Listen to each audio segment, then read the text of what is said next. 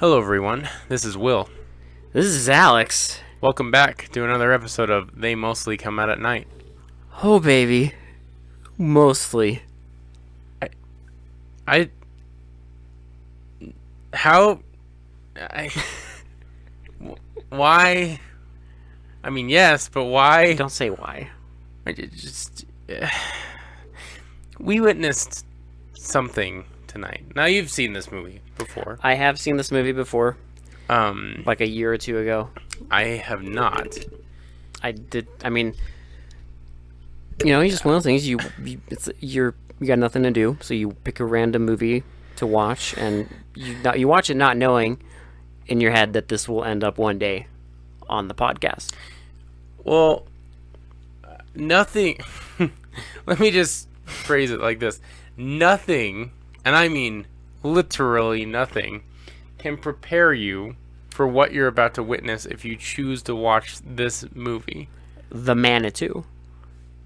Nothing can quite prepare you. I don't even think this episode is going to prepare you No. for what you're going to witness in the hour and 42 minutes that this film has to offer. Because someone's going to listen to this podcast and be like, they're exaggerating. They're exaggerating it. They're embellishing details. No. I'm not. There's no exaggeration. Like, I will tell you, first and foremost, we try to do our best to give the full... Sure, we miss details and stuff like that, but we try our best to literally give you a caption on what we have witnessed. Before we do go into it, I just want to say that this movie's lit. This movie is amazing. It is really good. Like, it's not like one of those bonkers movies that's like, it's so like ridiculous. So bad it's good? Yeah. No, because it's actually pretty good, and I would honestly say it's probably like pretty overlooked. Like, it's very overlooked. Like, not a lot of people know about this movie. No, it surprisingly only has like a 5.2 on IMDb, which I think is pretty low because I've seen some really fucking terrible movies that have way higher rating. Way higher, yeah. So it's kind of sad, but I think it's just because it's so weird. You said it even when we were watching this. I'm like, why is this so low rated? And you're like, because this ain't normie bullshit. This is not normie bullshit. Normies can't handle this movie because it's insane. It is an insane movie, and a lot of insane things happen. And if you're the kind of person who apparently can't handle insanity, this is not the film for you. But if you're the kind of person like us who loves insanity, yes, because we love horror movies, and I love originality, I love crazy shit, and it's a very unique horror movie. Like, yep. I've never seen anything like this. It is very unique. Like, I don't know, it's so weird that it like keeps your attention the entire time because there's like a lot of weird shit going on, but it's cohesive and coherent. Like, yeah, it keeps it all together, and it gets like so crazy that you just want to see what the hell is going to happen next. Like, what are they going to do now, and like what's going to happen now, and what the fuck is like that, and like you have to know. And then for me it was like I had to know how it concluded. I had to know what happens, yeah, what insane shit they would do.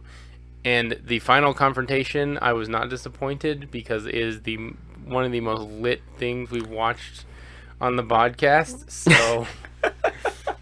So, I mean, we'll get into it, of course, but it's just very unique, and it's very just kind of batshit insane, but cohesive enough to make it like make sense. And this is a repeat offender. Yes. Because the guy who made this also made Grizzly, which was okay. Grizzly was okay. But this he went fucking ham on this. This is better, yeah. This is fantastic.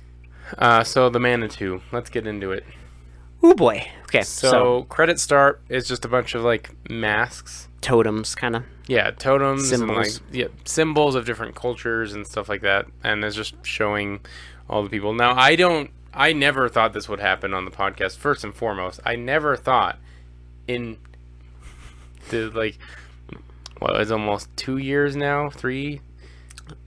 2 years maybe. Yeah, I can't remember how long this podcast has been going, but I never thought we'd see a film with Tony Curtis in it. Of all people.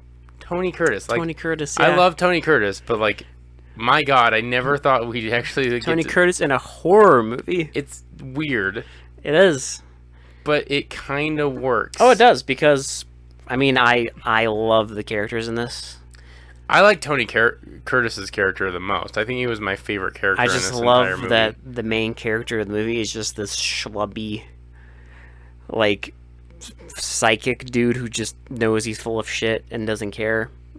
I just love it. It's great. I mean, we'll get into that more, but yeah. So Tony Curtis like shows up on the credits, and I'm just like, what the fuck? Already, I'm baffled. So, so you know it's gonna be a ride from there. And then after the credits, the first thing you get is a bunch of like X-rays of a tumor on a woman's back.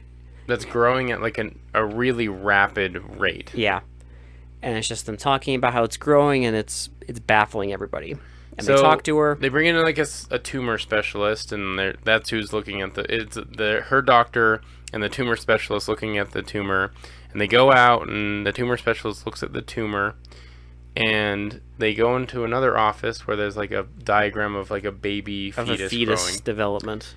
And he's like, well, I can't. I've been a tumor specialist for like 6 years, and I've never seen anything like this. And the doctor's staring at the little diagram. He's like, it's weird. Like, I've never seen anything like it, but it's kind of strange that On the X-rays, it looks exactly like a fetus. like a fetus growing in her shoulder. Yeah, on her back. Fun. Yeah, that's the first like 5 minutes. Yeah. Okay, we've established that there is a fetus growing on a woman's back. And they also slightly, like right before they see the fetus thing, they talk to her and they ask, like, well, do you feel anything? And she says, well, sometimes it's moving. It like shifts around. Like almost like someone is trying to like get more comfortable. Like repositioning in a bed. Yeah. Hint, hint. First 5 minutes. That's what you get. First So 5 minutes. Now, Tony Curtis, he's a phony fortune teller, because what he's doing is he's giving a phony tarot reading to this woman. And it's all like vague woo-woo nonsense, but she's loving it. She's eating it up, and like... And he like hands his hands out like, give charity, and she just gives him money, and... She won't let go of his hands. He gets all annoyed. It just establishes that he doesn't give a shit about any of these clients. They're just giving him money, so he like has to pretend to give a shit. And like as he's like letting her out, she's like, well, what's the motto for the week? And he just makes up some bullshit. Yeah, and his neighbor is like listening and just like embarrassed. I love this scene because you can tell he doesn't give a shit, because he gives her the totem or whatever, the saying. Yeah. And then she comes back because she forgets it almost immediately, and he says the saying wrong. But it's like he like switches the words around. Yeah, because he like says it wrong, and then he just like lets her go. And then he closes the door. He removes his fake mustache. Well, before he closes the door, I love that little joke where she's like, "Man, your like routine is getting really stale or everything." And he's like, "I saw you yesterday. It's not yours yours isn't going well either." So yeah, he like goes back in, takes off the mustache, sticks it to the wall, and like turns on his fucking disco. And just starts bopping and pouring beer into a wine glass. He turns on an absolute 70s banger and just fucking sits in a shaving chair while drinking beer out of a wine glass. And immediately gets a phone call. I wish I gave as little fucks as this guy, okay? I really do. This is our main hero, and I love it. Now, he gives more fucks as the movie progresses. But it's great. But right now, he gives 0 fucks. No, I love it. I fucking love it. And he sits down and like gets a phone call, and it's the woman from the beginning. She wants to see him. Because she's worried about this tumor thing, because like no one can explain it to her, and she's wondering if it's something like psychic or something like that has to do with the occult or something. Yeah. And figured he would maybe know something about it. Because it's established that they had like a history together. Yes. Like they dated or saw each other. So but basically now it's like it's over, but they get together and they go to the park and she explains things happening. The tumor thing, and then he's like, well, like just the surgery will go fine, because he doesn't believe. I honestly think at this point he doesn't believe that it's like anything to worry about. Because they even talk about how like they used to work together, and she always saw it as a joke, and like he still thinks it's a joke, but he sees it as a way of like getting money. Well, and she sees how like kind of brilliant he is at other things, and she's like, "Well, I don't know why you're still doing Wasting that. your time on why this. are you wasting your time on like basically rich old biddies when you could be doing something good with your life?" Yeah. And he doesn't care. He's No. just like I like what I do, and Pays I'm the gonna bills. keep doing it. Yeah. Yeah. and so they go into his house, and he's all like excited because she's there, and they haven't seen each other in a long And he's time. gonna get laid. He's like, oh my god, let's do a tarot reading real quick. And she's like, no, I don't want any of that. She's like, come on, that's stupid. He's like, come on, let's just for fun. He does his reading, and it's like very bad. Well, it's like, okay, so I haven't done a lot of tarot readings, so I don't know exactly, but Okay, Will. I'm sorry, I'm gonna get a little. Okay. I have history with it, okay? Okay, Will.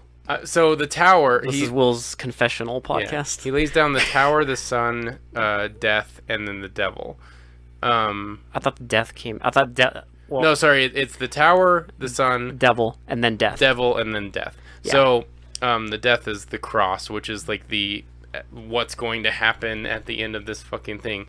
So Because he lays down all three of them. because the tower is really good. Death. Because the tower is really good if it's upright, but it's reversed. And then he gets the sun, which can mean good things, but it can also mean really fucking awful things.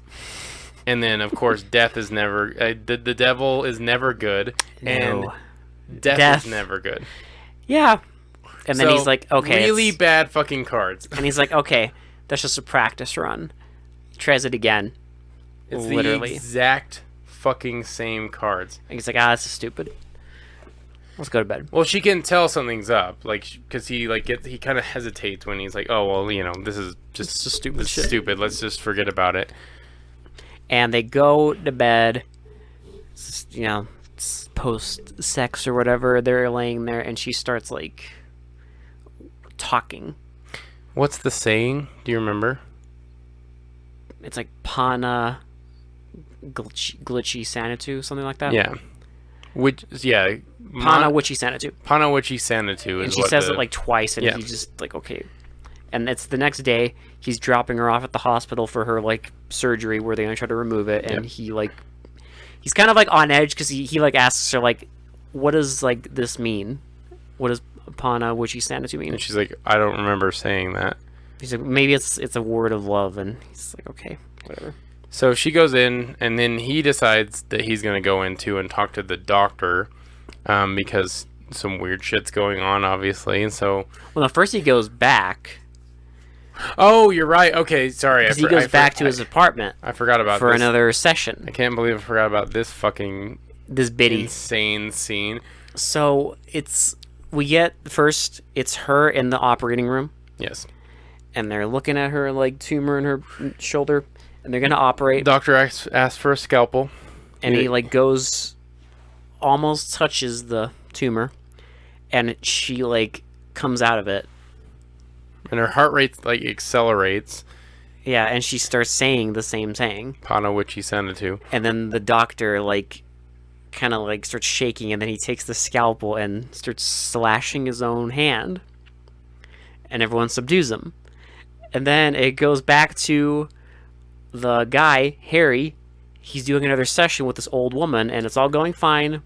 They're having a laugh, and Well- he is talking like, oh, your days are going to go well, like. Well, because he's just laying down cards like willy-nilly and doesn't really And care. then finally he gets to the death card, and she immediately like seizes up and stands up and starts like shaking, and he thinks she's having like a stroke or something, but she starts saying the same fucking thing. And he tries calling the ambulance, and like, you know, like she keeps getting up, he keeps helping her down and everything, and then she finally fucking like starts walking out of the apartment. But she keeps saying the same thing. Yeah. The Pana what she sent it to.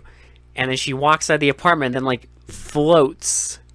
Just fucking floats across the hall, like suspended in air.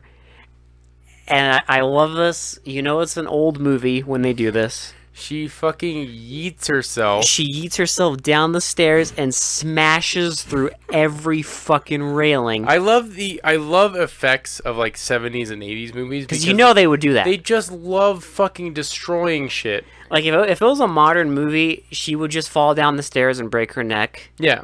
But it's an old movie, and in those old 70s, 80s movies, they would smash into every object on the way They're down. like, nah, okay. She could just fall down the stairs and break her neck. Let's have her run into every single fucking peg that's on the stairs and smash everything on her way down. So you see this old lady smashing through every peg, and it's great.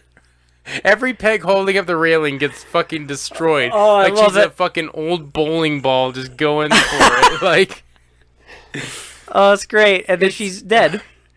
Because after this, he goes to the hospital. that's when he goes to the doctor. I'm sorry. I don't know how I didn't have any of that in my notes. Yeah. That's why I just skipped to the doctor. And then 'cause I he forgot starts to take telling the notes. doctor like all this shit, and like the doctor's himself is kind of like on edge. Yeah. Because by this point he knows like the surgery didn't go. Right. So he's like, he keeps asking him like, what the hell happened? Like, why didn't you do the surgery? And the doctor tells him like, basically like her body started like freaking out. Like all her vital signs went insane right before they were gonna cut. And he's like, well, like, you can talk to her, but she's very weak right now. Yeah. So he goes to talk. So, Tony Curtis's character goes to talk to, I can't remember his name in the movie. Harry. Harry goes to talk to Karen, and he's like, he asks her, like, what happened and everything, and she's just, Then he says the thing again. yeah. And she just screams She just screams. as loud as she possibly can, and then then it fades to, like, Him going somewhere. so Harry is going to seek out help. So he thinks that another psychic, the psychic that taught him, Yeah. can help him out with, like, what the hell's going on. He goes to see this woman, and it's like her husband. They have like it's like an antique shop or something. And like you said, she's the woman who originally taught him everything. And of course she jokes like saying like, you're literally the worst student I've ever had. But basically when she married this other guy, she explains that, like, she quit. stopped doing That stuff. Yeah. But he needs anybody's help he can get.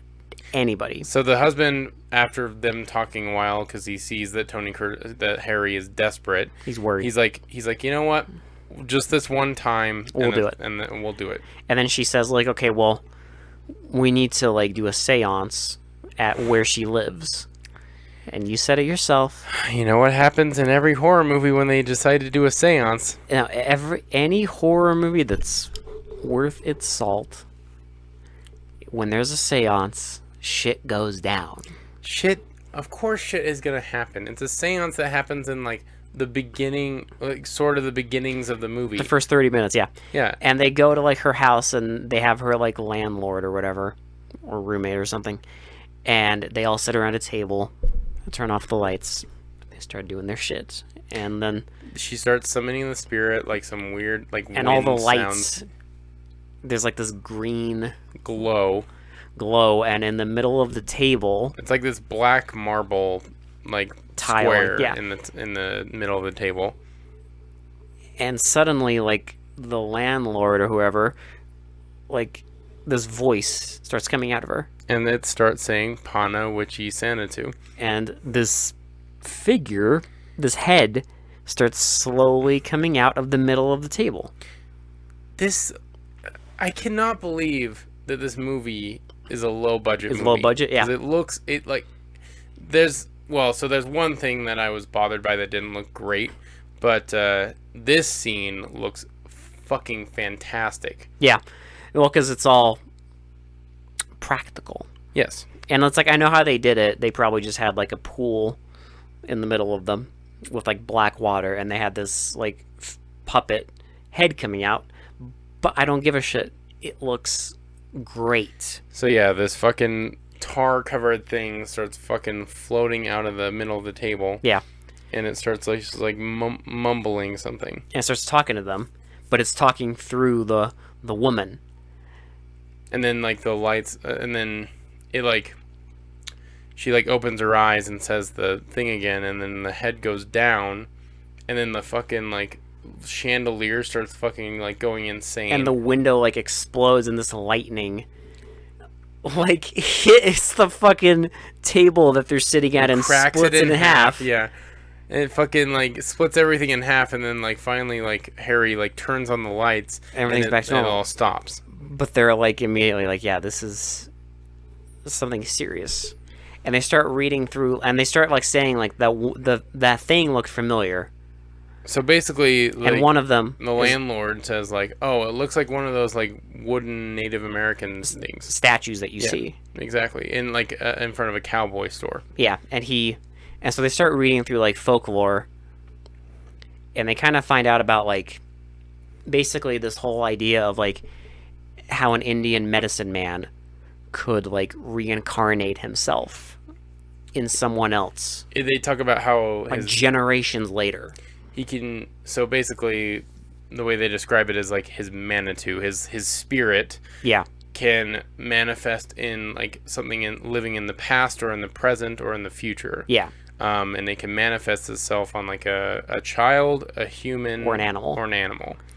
And But he wants to know more information, so he's like, what can we do? And he's like, well, let's go talk to the guy who wrote the book. yes, And so they find him, and we get Burgess Meredith being hilarious. because he's a fucking like Old senile, professor who doesn't give a shit about anything. senile, stumbling old man with a dirty ass house. And he presumably, like, they had the doctor call him. The doctor at the hospital called him and explained it, so it's like official. But they go to see him, and he's just like, well, you don't need me. You need a fucking psychiatrist or something. Yeah. Because he's like, well, he's like, this woman I know has a Native American man possibly growing in her back. He's like, oh, well, you don't need You me. don't need me. You need a fucking doctor. And he's like, well, I don't know much about that and everything, and like he's like, I just study. He's like, this is a legend. Yes. This is just something that was passed on generations and generations. Like, this is something that is just a legend, folklore, etc. And then he's like, well, is there more you could give us? They go upstairs into his fucking web-covered attic. Yes. And then he's like, do the words Pana Wichi Salitu mean anything to you? And then he kind of like, the light bulb in his head goes off. Because it means like something like like your death will be my rebirth or something. Rebirth, resurrection. Mm-hmm. And he tells them that it's like this is a language of I don't remember the name of the tribe, but they lived in like Northern California. It was like 400 years ago. They've been like long gone. And so there's no like written history about this tribe. Like all that's known about them is like things that have been passed on from other tribes. Yes. But he basically tells them that like you have to understand that like with like Native American societies like that magic, black magic, it's not something that is like easily comprehended by us. And that if you're talking about a medicine man from presumably 400 years ago, like he is from a time when this magic was very powerful. Yes, because there was no written languages about it. There was no like, nothing to like kind of like it wasn't diluted. Diluted, yeah. It wasn't diluted by like that was the word I was looking for. European, like colonialism, whatever. It was pure. So he's basically like the only way you can basically fight this. Well, because he basically asked, because Tony Curtis asked him like, well, what do we do? And he's like, well, the only thing you can do is basically fight fire with fire. Yeah, like seek out your own. And he's like, man. I have to find like another medicine man. And he's like, yeah, I'm sure there's some. And he, after this, there's the next surgery. Remember where they use the laser? Yeah, this fucking scene. So so Harry goes back to the hospital and he's asking the doctor what they do. And he tells him about this idea of his. Yeah. Like, I'm gonna go find a medicine man. And he's like, you're insane. Well, like he's like, you're insane. We're trying the other surgery. And like Harry's like, what other surgery? And he's like, well, we're gonna try a laser.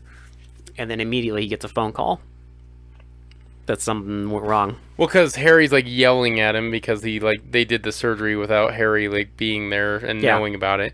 And then the doctor gets a phone call and shit is just going batshit. And then they go to like the hospital room and everyone's like outside of it and they're saying that like the laser machine just went fucking haywire. And it's just like Karen just like standing in a corner with this giant thing on her back and the laser just like firing at It's firing at people. It's firing at everything in the room. It's just going insane. And then they again, the effects department just destroying fucking everything. Monitors, fucking like stuff on the wall, like everything it can destroy. Just fucking the laser just fucking wrecks. And they eventually like kind of corner her, and she just says like he's hurt. Mm-hmm. He doesn't. He's hurt by the light. Yeah, but basically saying like he knows that you're trying to like hurt him. Yes. And he's in pain. He's hurt by the light. And the doctor kind of thinks about it, and he just basically says that they've been pumping her full of like radiation from X-rays so much. Well, because basically every time it grows, they've been doing more X-rays on it. Yeah, but basically saying that like if there is indeed like a person in there, in her tumor, that every time they do the X-rays, it's like killing his cells. Well, he even says he's like if there is a person growing in there, we've created a monster. That it's gonna be like a deformed thing. Whatever it is deformed as fuck because they've been fucking radiating it. Yeah. And so Harry goes to a reservation to find a medicine man. Yeah, so he runs into John Singing Rock, and they already kind of joke about how like he's asked multiple people and they've all told him no. Yes, absolutely not. He finds this guy and he's again is like, I don't care. Like I don't owe anything to you. Yeah, he's like, I'm not going to help a white man. Like, yeah, like this is literally all I have now, right. And you want me to like help you out with this nonsense? Yeah, and eventually convinces him, and he's like, "What do you want?" He's like, "I want $100,000 donated to like an education fund for like the Indian American Education Fund." And he's like, "Okay, what about you?" He's like, "Oh, I just want some tobacco for myself." So they go, and oh god, this fucking. They go to the hospital. Karen's in the room, and now the thing is like massive. Yes, it's massive.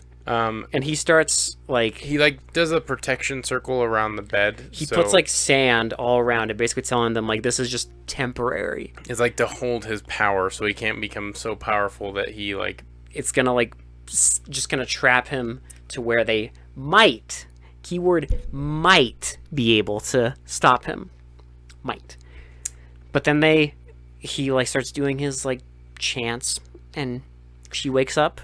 Well, so he calls on like all the other spirit, like Manitous, like so he calls on like earth, wind, fire, rock. Yeah. Yeah. Because Manitou is basically, it's like a god.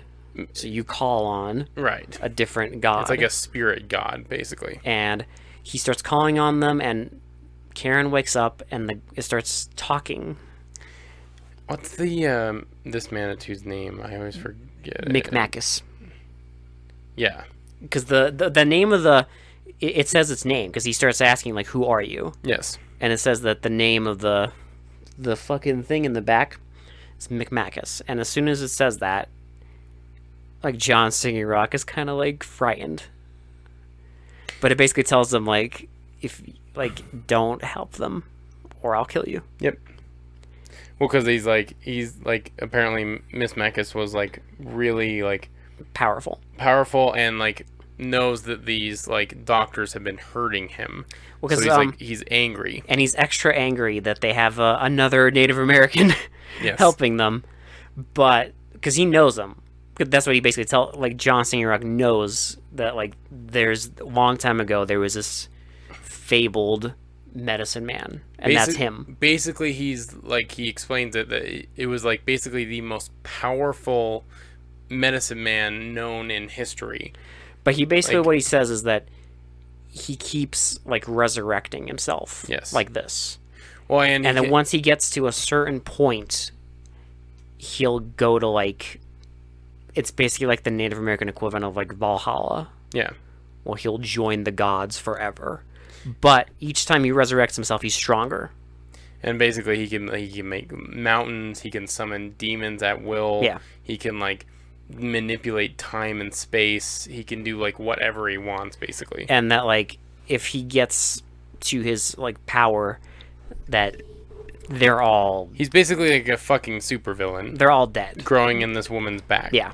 If he gets powerful enough, they're all dead. So he does like a couple chants and everything because like the circle's still there, and he's like, okay, well, like let's all get some rest, and we're going to like kind of like wait until like I guess wait until morning at the latest. At the latest. But he wants to have all his strength, so he goes to bed. But So eventually, the Harry is like pacing around because he's all worried about the woman, and he goes into the room. No, sorry. He doesn't go in the room yet, does he? no, it's Oh, there's an orderly in the room watching over Karen. And then Harry is like, he's on edge, so he goes and gets some medicine from one of the nurses. Walks back. Well, and it's like, I think this is also kind of like foreshadowing, quick foreshadowing, because the nurse gives him effervescent tablets, and they don't fizz in the water. They don't dissolve, yeah. They just fucking stay there, and he tries to mix it up and everything, and nothing happens. Mm. And then we hear Well, he starts walking back. Yeah. And this bloody face just smashes through the window. He screams. John Singing Rock comes over, and they look in the room, and he basically says that he like invoked like some sort of demon that like stripped the orderly of his skin. Now, I will admit this is the only effect that didn't stick, because like the orderly is just wearing red dyed. They just covered him in like fake blood. Well, he's wearing red dyed clothes, and that's supposed to be skinned, but you could clearly tell it's just like his uniform, but it's covered in blood. I mean, that was my assumption, is that it's just his uniform is stained with blood, because obviously he didn't remove his uniform, right? But I mean, when it's his face, it's just like they just slathered it with fake blood. That's the only effect that I think didn't look good. It's fine. I mean, it's fine. It's serviceable, but I just like it. All the other effects are great, and that was the only one that. And it's a small nitpick. It's like it's kind of like a little bitch, but like it's just like that's the only effect that didn't stick the landing. It's fine, because what happens here is fantastic. So now the games begin. That the fucking thing is coming out of her. So we see like a hand like tear out her skin, and like just like reach out. And we see another hand like reach out and like tear the skin away and everything. And then we see like the face come out, and then we see this little deformed Indian man crawl out of her body. He's like 4 foot nothing. And it's fucking great. Yes. It's fucking great. If you need to see a fucking 4 foot something grown Indian man crawl out of a woman's back, this movie has it. Yes. For you. So it's obvious that like he's been really deformed while he's been in there. Yeah, because they've been pumping him full of fucking radiation. And so then Singing Rock does some chants, and we see McMacus kind of like close his eyes and lean down, and he's on his knees, but then he starts like parting the. That's later. Oh yeah. Because he puts his head down, and they're kind of like. He says that he's like gathering his strength. Yeah, so he's stopped for the moment. Just a moment, He's gathering his strength. So they're all out in the room, and they're out talking about how they're going to fight this thing. Like, what do we do? There's a guy who wants to call the cops, and Singing Rock basically tells him that, like, and this does pertain later in the movie, that every object in the world, like, has a Manitou. Yes. So, because he tells them, like, we should call the cops, and he's like, you don't understand, like, those guns, bullets have their own Manitou. And if you're powerful enough, you can use them. So he would be able to, like, turn them against him. And that's how, early in the movie, when the doctor was cutting his own hand, he was basically saying, like, he's using the Manitou in the scalpel against you. Like a metal Manitou. Yeah, like, if you're powerful enough, you can use all these things. You can manipulate everything. Yeah, everything has its own, like, spirit, and you can manipulate it. And they have another orderly in the room, of course. Well, because like the door's open and the chair is against the door, and the orderly's like sitting right out against the door. And McMacus like wakes up and looks at the dead orderly. And he gets up and starts walking towards the one who's sleeping. And he wakes up, screams, and Singing Rock comes in and does like a chant and just knocks him down. And then McMacus starts talking through Karen and basically saying like you dare defy me and all this shit. And this is where he starts parting the little circle and prayer breaking circle. it. Yeah. And then he sticks his hands out and he's like, oh no, And the room goes dark. He's like, he can summon any demon. And I don't know which one he's gonna summon. Because Harry's like, what is he doing? And Singing Rock's like, he's summoning a demon. And then he summons like a desert snake demon. Yeah, I don't remember like this. I can't remember what Singing Rock calls it, but they do have like a word for it. And it just starts. It's like this like lizard. It's like thing, a projection. and it starts walking towards them. And the doctor is with them, and he like kind of starts sticking his hand out, and they're trying to stop him, but he like keeps going. And then it says, and then Singing Rock's like it wants his hand because he tried to cut it. Mm-hmm. And you see it bite his hand and then disappear. And then they take the doctor up, and they like wrap a little so Singing Rock is gonna stay and fight.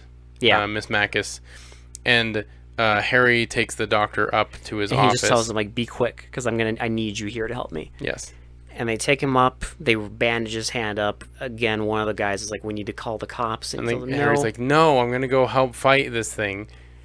And then the fucking Jesus Christ, the fucking shit got real hospital. Real fast. The whole place just starts shaking like crazy. Mm-hmm. So they're all trying to hold on to things, and like it's just shaking uncontrollably. Just the whole room is shaking like crazy. Like everything's bouncing, and then Harry goes down, and he goes down to where they're duking it out. Elevator door opens, and everything's like frozen. It's like a fucking like frosty wonderland. And he walks through, and he sees like the nurse, and she's just frozen in place. And then he walks into the room, and he just sees John Singing Rock, and he's just got like these like lacerations all over him, and he's like, I tried. He's like, I tried everything I could to fight this thing. But he threw like all the surgical instruments at me. He's too powerful. I don't know where he is. So they go out of the room, and they're walking back to the elevator because they're gonna go back to up to the doctor's office to figure out what to do. Yeah. And like fucking just things explode. Well, Mick Magus is like standing down one of the hallways and just like fucking launches like wind at them, and it's so strong that the frozen like nurse, her head comes off and blasts into the next room, breaking some glass. They didn't have to do that, but they did. And they didn't have to go that hard. And Harry, you're all thinking, like, this movie sounds insane. I assure you, it is insane. It is insane. Because Harry picks up like a printer or something. It's like a typewriter, I think. And throws it, just whatever he can grab, he just yeets it. And it like explodes. And Mick Macus goes away. Yeah. And so they go up to the office because they have no idea what to do, right? And they're all getting patched up. And Singing Rock basically says, like, because everything has its own Manitou. Well, because the guys, so even Singing Rock's like, well, maybe we should call the cops. Maybe that their Manitou, like the gun Manitou, can be strong enough to like at least hurt Miss Macus. Because Mick Macus. Basically, what happened is he threw the like printer at him, and he says that because it's like this new technology that like he didn't know how to like deal with it. Like basically a machine Manitou. Yeah, he has no idea how to handle a machine Manitou. So it like caught him off guard. And Harry gets this insane idea. So there's a computer. This is okay. You have to kind of bend your logic here, but it's fine. Like, I'm sorry. In the logic of the movie, it makes sense. Because there's a computer in the doctor's office that controls every single machine in the entire hospital. It's like the supercomputer. Yes. And he's like, what if we take this thing and just take all this energy and just overload it with power, and like the machine Manitous can help us fight McMacus. and we'll throw it at him. Yeah. Just throw all the fucking machine spirit at him. And like Singing Rock's like, well, that might work, but we can't control He might turn it back on us. Yeah, we can't control the Manitou because they have their own spirit, Yeah. and we don't know if they're going to actually fight for us or fight for McMacus. Because if he's good enough, he can turn it against us. Yes. But he's like, what's the only thing we got? So Little Rock decides to try. they go down there, and he, oh no, so this is actually where the whole place starts shaking. That's where the earthquake happened, yeah, because he's like, oh no. Because Harry's like, that's a hell of an earthquake, and Singing Rock's like, that's not an earthquake. He's summoning the Ancient One. And he's like, what's that? He's like, think of like your equivalent of Satan, Lucifer, whatever. Like that's what he's doing. Yeah. He's summoning The all-powerful evil god. Yeah. And they go down there, and as they're going down, he's like, you have to understand, like he's also a master of illusion. Well, we should also explain that like the reason it was all frozen is because there's like the demon of the North Star or whatever, Yeah. and it can create winds so like strong and powerful that it can like freeze everything. Yeah. Yeah. And they go down there, and they walk into they're about to walk into the like hospital room, and this like fucking asteroids or something This come out, fucking flaming ball of fire just comes shooting at them. and they dodge it, and they walk in, and it's like space. So we have the fucking hospital bed with Karen on it, floating in space, and then we have the man with McMacus. We have floating in the McMacus, corner, like kneeling and floating in the corner, and then the giant astral globe like kind of forming. and the explaining this, I know it sounds fucking weird, but like It is weird, Just and hold, it's great. Just hold on, okay? Like it's just them standing in like a doorway that's connected to nothing. just space and just fucking infinite space. And Singer Rock starts doing his chant, like trying to summon the machine Manitou against him. And But Micmac is just laughing at him. we should say Harry gave the doctor like he's like, give us 5 minutes, and then turn everything to full power. And they start doing battle. Yeah. So this fucking glowing orb keeps throwing asteroids and fucking flaming balls of fire at fucking Harry and Singing Rock. And it's just not working. And you see like the doctor at the computer, and it's like starting to smoke up. And he like overloads everything. And then like Singing Rock finally gets like he gets hit back or something. He gets overpowered. Yeah. And so then Harry we see the doctor try to run away from the computer. and the machine Manitou just fucking blows him up. He blows into little bitty pieces. And John Singer Rock is like, I can't do it. Like, I can't control it. Harry's like, I gotta try. And then he goes up there, and he starts doing it. And eventually, like, they did mention this earlier. Like, because before, when he was trying to convince John to do this, he was like, how well do you know this woman? He's like, pretty well. He's like, do you love her? He's like, yeah. He's like, that's good.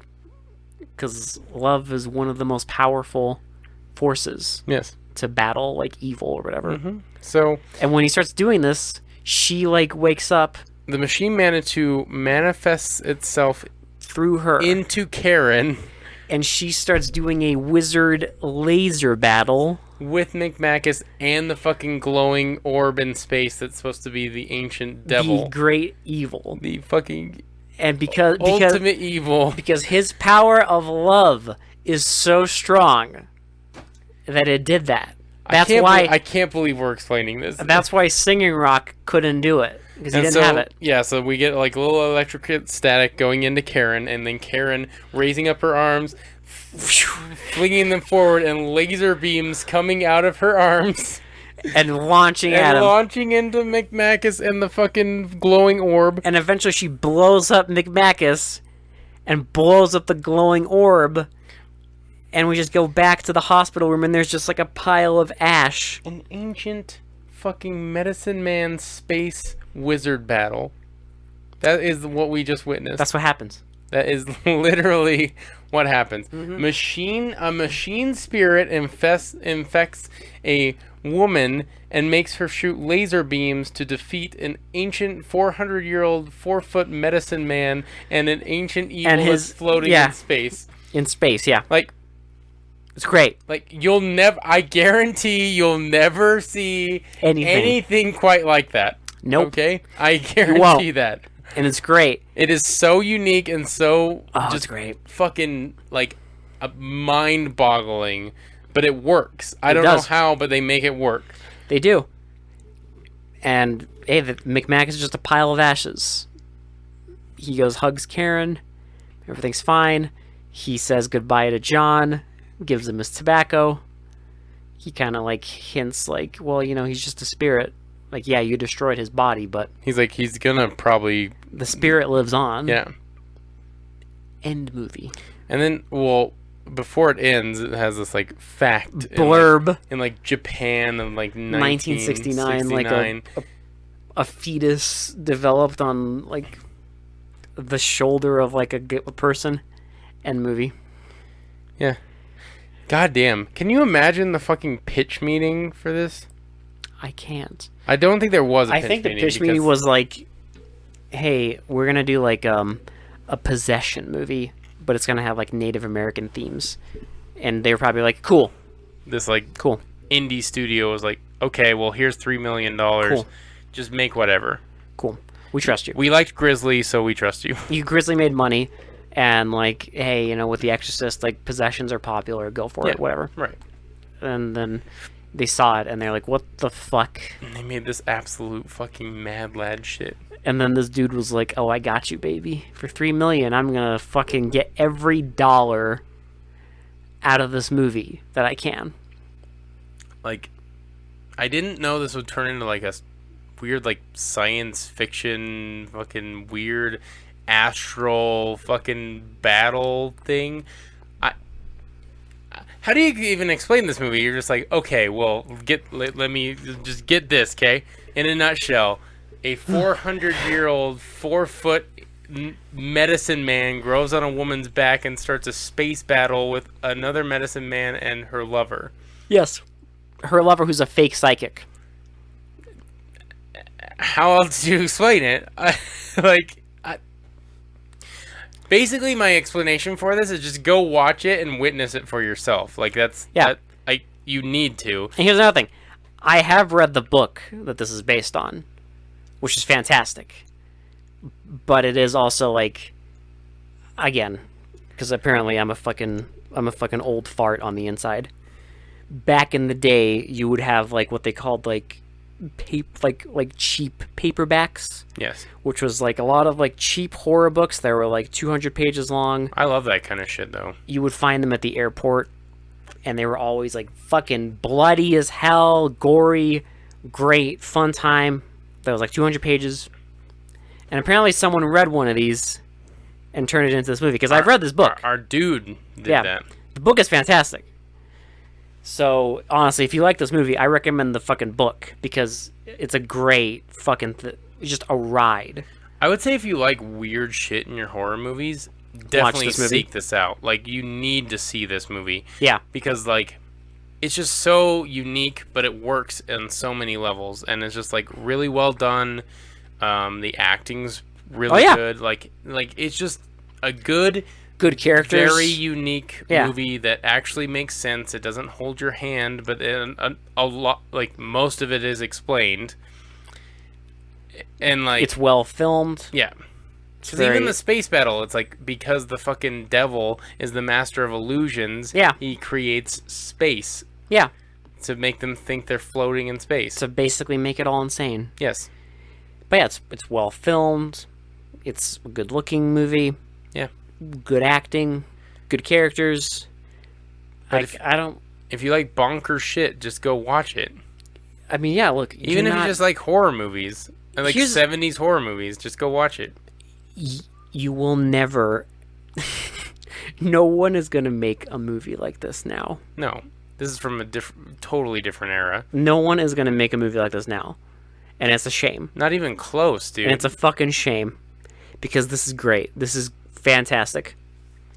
And it works on so many levels. Yeah. And it's just, I don't know. It's funny. It's like, I wouldn't say it's like really scary, but it is like, It's got creepy moments. it's got creepy moments, and like that where the man. It's more like it's got a lot of oh shit moments. Yeah. It's not like there's movies that are scary, but then there's movies that have lots of oh shit moments. I would say it's very shocking too. Yeah. Like it's very like, you know, like just like holy fuck, like they actually did that. like they went there. Yeah. Yeah. Just a lot of like just surprisingly good moments in this movie, and I think it's like a really decent, like just a really fun like 70s horror movie that like a lot of people need to see. Oh yeah.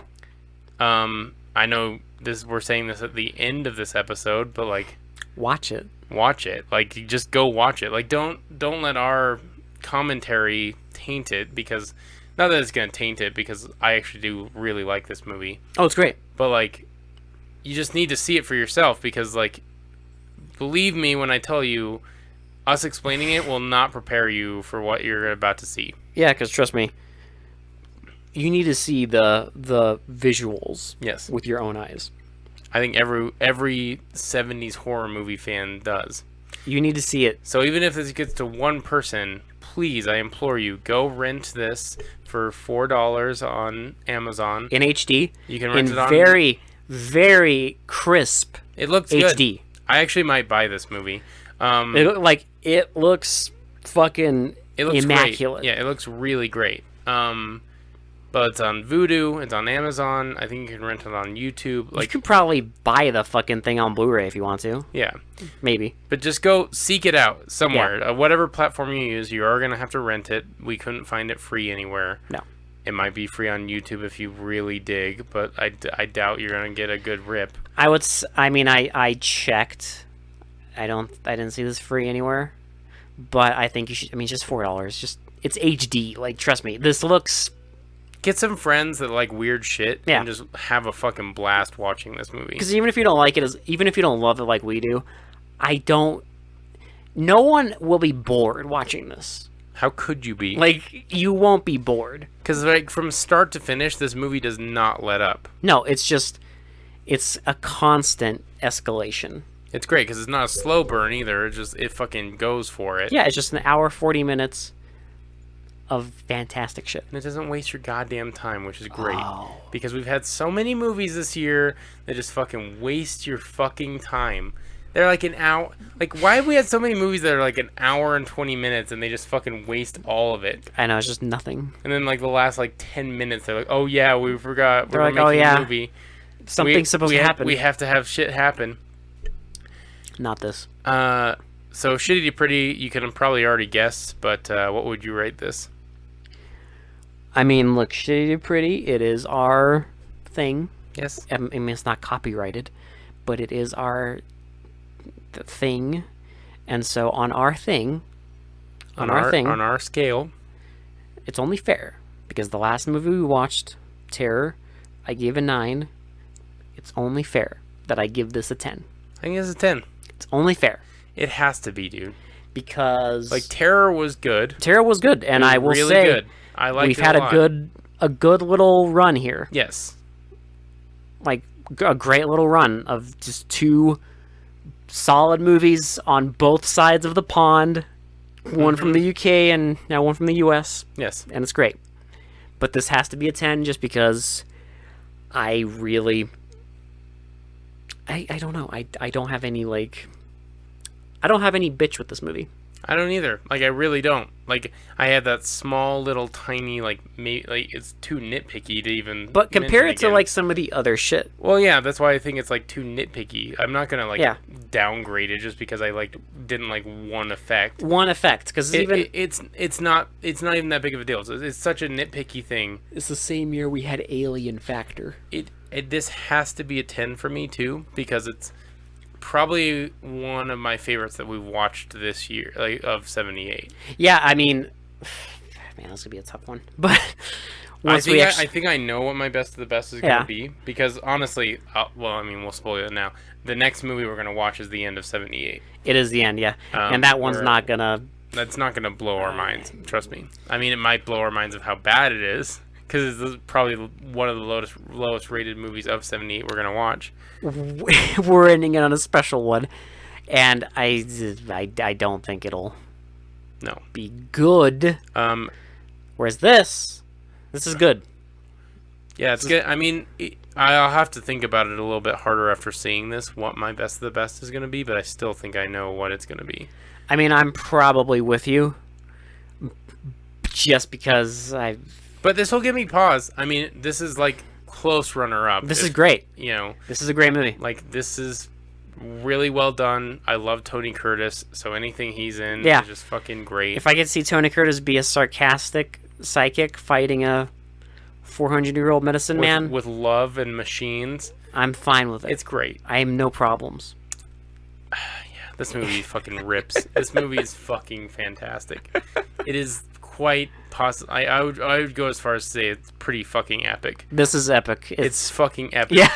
Like, Jesus fucking Christ. This is almost as epic as that fucking fight in The Devil Express. Oh, the last Where he fucking fights the goddamn devil that can in the subway. That can manipulate fucking time and space and fucking transform himself into anyone, and he just Gold. God, I love this podcast. It's gold. We get to see so many incredible things. So many things. Shitty things, but so many incredible things too. So many shitty things, but every now and then you get some gems. It's true, and we've gotten quite a few this year. It's been treating us pretty well. Oh yeah.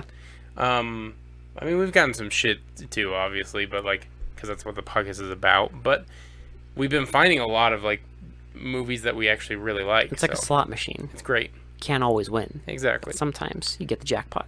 Also remember on the 25th, we're doing a like kind of a Halloween. I say Halloween special, but it's just a live stream where we're gonna kind of talk about horror movies and stuff. The topics are gonna be kind of horror themed and Halloween because we love spooky shit and fall. We're watching a fuckload of horror, like good horror movies outside of the podcast. I mean, I've watched some shit too that are not part of the podcast that I fucking regret. You can discuss that. But we'll discuss that. It's going to be just more horror-themed discussion. The games are still going to be a mixture of... We play mostly horror games anyway. I mean, that's apparently, unfortunately, the shit. We don't play a lot of action games on the live streams. No. A few, but not. Usually it's shitty racing games and horror games. So... I hope there's more racing games. We hope you tune in on the 25th. And, like... Just keep tuning into our episodes because, I mean, we're having a blast recording them. So if you don't listen, that's fine. But if you do, great. If you do, it's just, hey, thank you. I mean, really, thank you if you do. So if you join our live stream, just come hang out, ask questions, maybe join the discussion if you want to. You can listen to it after it's uploaded. It's going to be great. And you can skip around the 6-hour episode that we're going to upload. You can pick your favorite times. Exactly. Yeah. The beauty of technology. The beauty of the internet. The fucking internet Manitou treats us well. My Manitou's feeling powerful after this one. God, I love this movie. I might go buy it. I might honestly go buy it. I think this is on Blu-ray, technically. I think it is. I mean, they had to get that HD rip from somewhere. The rip we watched was really good. I might just buy it digitally on Amazon because that like the film quality was really good. Oh, it looks really good. Yeah. But yeah, so that was the Manitou. Just go watch it. I can't say much more. Just it's 10 out of 10. Just go fucking watch it. Enjoy it. Go enjoy the insanity that they did. Surprisingly makes a lot of sense. That they made the insanity that they made for you with love. Yes. That these mad lads made for you. Yes. Please. I implore you, don't overlook this one. Go watch it. You have to know. It's so underrated and so underappreciated. So overlooked.